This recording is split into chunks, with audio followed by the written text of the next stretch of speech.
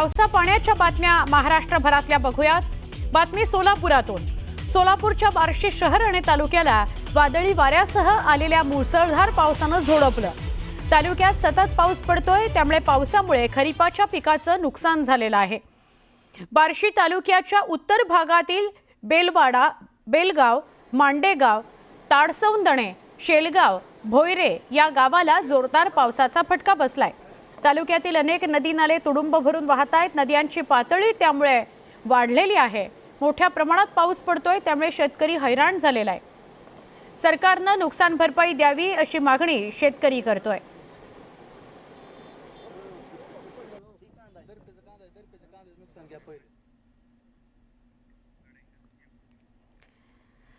तर सोलापूरच्या बार्शी तालुक्याला मुसळधार पावसाने झोडपलाय। पावसामुळे चांदणी नदीच्या पाणी पातळीत वाढ झाली आहे।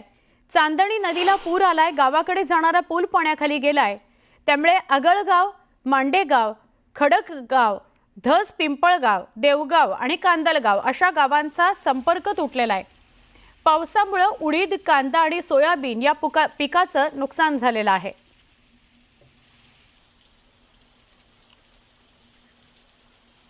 तर सोलापूर जिल्ह्याच्या अक्कलकोट तालुक्याला सुद्धा मुसळधार पावसाने झोडपून काढलेलं आहे।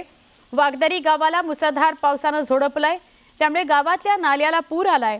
यावेळी दुसऱ्या बाजूने जाणाऱ्या शेळ्या नाल्याच्या एका बाजूला अडकल्या होत्या। ग्रामस्थांनी मानवी साखळी केली आणि शेळ्यांना एका बाजूने दुसऱ्या बाजूला नेण्याचं काम केलं।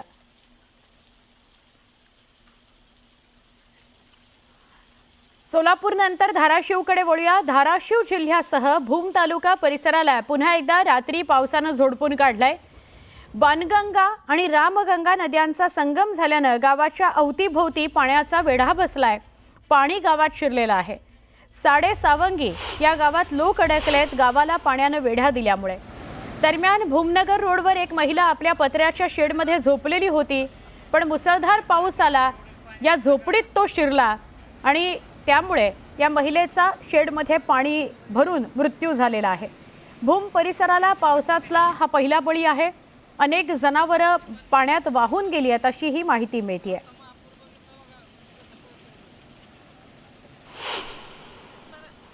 धाराशिवच्या भूम तालुक्यामध्ये पावसामुळे शेतीचं अतोनात नुकसान झालंय। तालुक्यातील सगळ्या गावांना अतिवृष्टीचा फटका बसलेला आहे।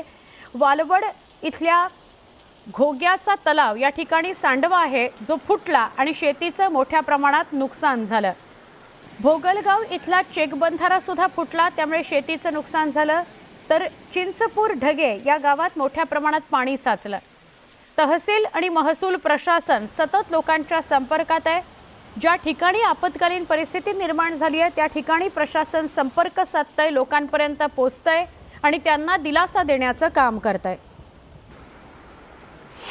साधारणपणे 4 वाजेपर्यंत आंतरगाव अख्खं पाण्यामध्ये गेलं आणि नदीच्या अलीकडली तर जनावर, मी नदीच्या इकडे अलीकडे राहत असल्यामुळे अलीकडली जी जनावर आहेत ती किती वाहून गेले हे पण सांगता येत नाही आणि जमिनीचे किती हेक्टर नुकसान झाले हे पण अजून कळायला मार्ग नाही। अजूनही जी पूर आहे ती कमी झालेलं नाही किंवा गावातलं पाणी सुद्धा कमी झालेलं नाही आणि गावामध्ये तर किती नुकसान झालंय हे सुद्धा आता सांगू शकत नाही।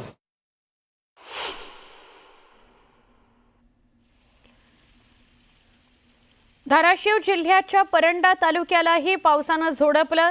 या भागातील बाणगंगा नदीला पूर आला, त्यामुळे बुखे गावात पुराचं पाणी शिरलं। जीव वाचवण्याकरता लोक इमारतीच्या छतावर जाऊन बसले। आजूबाजूच्या परिसराला पुराच्या पाण्याने वेढा दिला, त्यामुळे या लोकांचा महसूल आणि पोलीस प्रशासनाचा गावकऱ्यांसोबत संपर्क होऊन देखील बचाव कार्यात अडचणी निर्माण होत आहेत। प्रशासनाकडून संबंधित नागरिकांना एअरलिफ्ट करून वाचवण्याचा प्रयत्न सुरू आहे। पंढरपूरच्या वेळापूर भागात ढगफुटी सदृश्य पाऊस झालाय। रविवारी रात्री अतिवृष्टी झाली। अकलूज सांगोला महामार्गावर ओढ्याला पूर आला। घुमारे असा ओढ्याचं नाव। पुलावरून पाणी वाहत आहे, त्यामुळे 12 तासांपासून घुमारे या पुलावरून वाहतूक ठप्प आहे।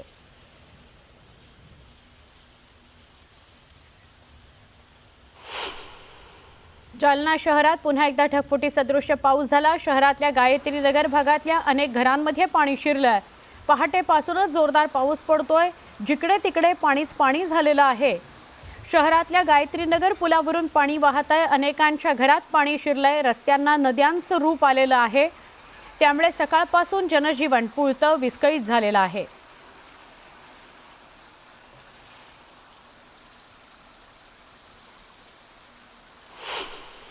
तर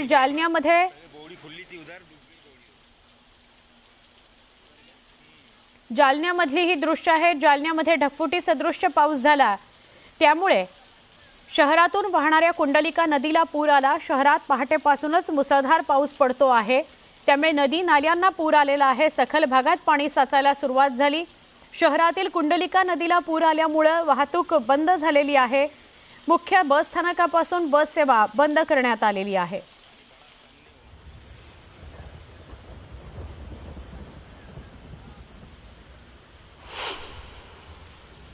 तर धाराशिवमध्ये भूम तालुक्यात अतिवृष्टी झाली आहे. शेतीचं प्रचंड नुकसान झालंय. शेतात पाणी शिरलंय. अनेक गावांना अतिवृष्टीचा तडाखा बसलाय. वालवडमधील घोग्याचा तलाव हा सांडवा फुटला आणि शेतीचं मोठ्या प्रमाणात नुकसान झालं. भोगलगाव इथला चेक बंधारा सुद्धा फुटला. त्यामुळे शेतीचं नुकसान झालं. तर चिंचपूर ढगे या गावात मोठ्या प्रमाणात पाणी साचलं. तहसील आणि महसूल प्रशासन सतत लोकांच्या संपर्कात आहे. ज्या ठिकाणी आपत्कालीन परिस्थिती निर्माण झाली आहे त्या ठिकाणी प्रशासन संपर्क करून लोकांना वाचवण्याचा प्रयत्न करत आहे. तर परंडा तालुक्याला सुद्धा पावसानं झोडपलेलं आहे. त्यामुळे बुके गावात पाणी शिरलंय. जीव वाचवण्याकरता लोक इमारतीच्या छतावर जाऊन बसलेत.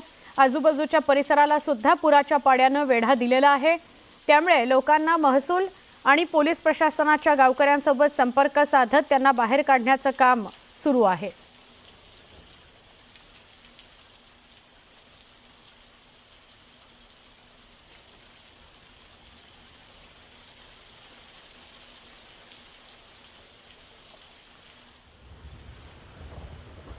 कीर्ती किरण पुजार सर आपल्या सोबत आहेत. कलेक्टर साहेब त्यांच्याशी बोलूया. सर,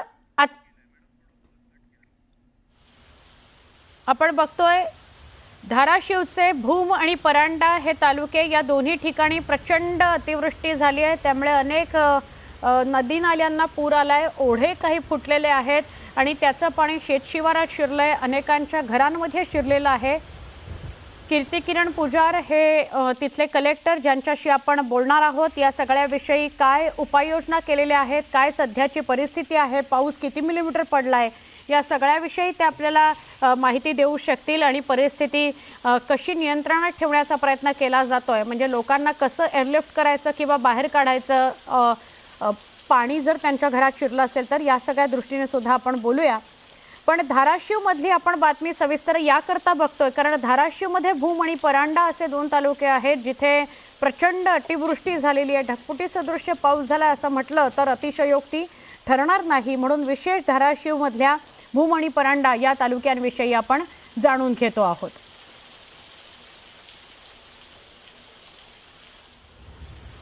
वेगवेगळ्या महाराष्ट्रातल्या भागाला म्हणजे सोलापूरचा जसा काही भाग आहे, धाराशिवचा काही भाग आहे, बीडचा काही भाग आहे, अशा ठिकाणी प्रचंड मोठ्या प्रमाणात पाऊस झालाय.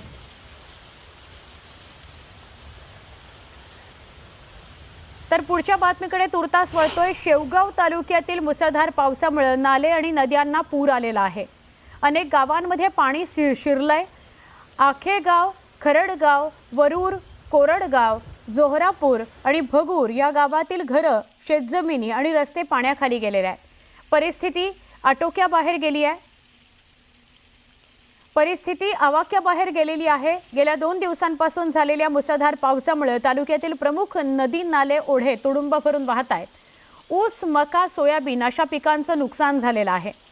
प्रशासनानं तातडीनं मदत कार्य करावं असं आवाहन शेतकरी करतोय. तर अहिल्यानगर जिल्ह्यातील पाथर्डी तालुक्यात रात्रीपासूनच पाऊस सुरू आहे. जोरदार पाऊस पडतोय त्यामुळे जनजीवन विस्कळीत झालेलं आहे. नदी नाल्यांना पूर आलाय. अनेक ठिकाणी पाणी शिरलंय. शेतजमिनीचं मोठ्या प्रमाणात नुकसान झालंय. पुराच्या पाण्यात एक शेतकरी अडकला. त्याने जीव वाचवण्याकरता जवळच्या विजेच्या खांबाचा आधार घेतला आणि त्यावर तो चढला. मग स्थानिक नागरिकांना हे लक्षात आलं. त्यांनी धाडस दाखवलं आणि त्याला सुरक्षितपणे बाहेर काढण्यात आलं.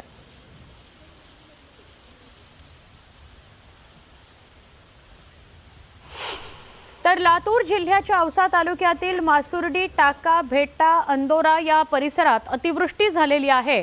त्यामुळे मासुर्डी ते टाका गावाला जोडणाऱ्या ओढ्याला पूर आलाय। त्यामुळे या मार्गावरची वाहतूक बंद झालेली आहे। भेट्टा, अंदोरा या परिसरात सुद्धा अतिवृष्टी झाली आहे आणि ओढ्याला पूर आलाय। त्यामुळे भेट्टा, अंदोरा या मार्गावरची वाहतूक सुद्धा बंद झालेली आहे।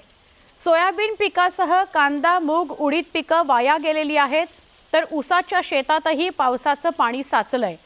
आता सरकारनं ओला दुष्काळ जाहीर करावा आणि मदत करावी अशी मागणी बीडचा शेतकरी, लातूरचा शेतकरी करतो आहे।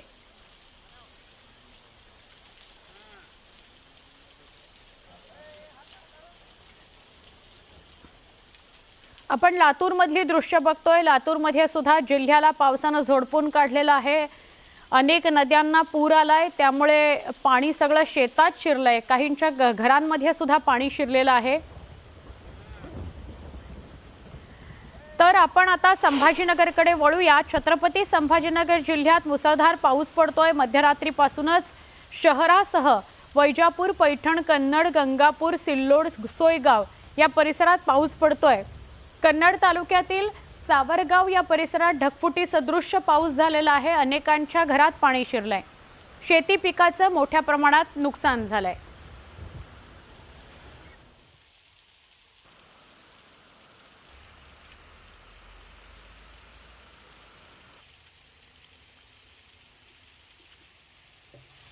दृश्य संभाजीनगरमधला कन्नड हा तालुका, जिथं सावरगाव भागात मुसळधार पाऊस झाला। अनेकांच्या घरात पाणी शिरलं। नदी नाल्यांना पूर आलाय। शेतात तर गुडघाभर पाणी आहे।